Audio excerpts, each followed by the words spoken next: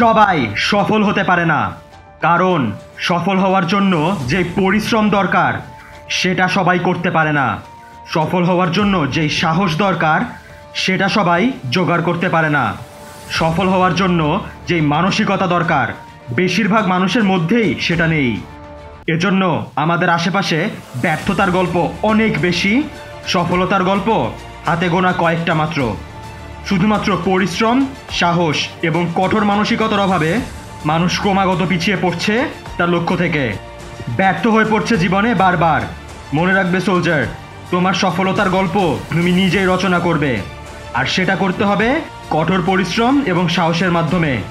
ব্যর্থতা আসবেই তোমার জীবনে, এটা খুবই স্বাভাবিক, কিন্তু পরিশ্রম করা থামিও না কখনোই। পড়াশোনা চালিয়ে যাও ঘন্টার পর ঘন্টা, এত পরিশ্রম করো জীবনে যেটা তুমি নিজেও কোনোদিনও কল্পনা করতে পারোনি। সফল হওয়ার জন্য যা যা করা দরকার তুমি সব করো সোলজার। পরবর্তীতে এই পরিশ্রমই তোমাকে নিয়ে যাবে সফলতার শীর্ষে। তাই যতক্ষণ না তুমি সফল হচ্ছ সোলজার, পরিশ্রম এবং পড়াশোনা করেই যাও, চেষ্টা থামাবে না কিছুতেই, সাফল্য আসবেই।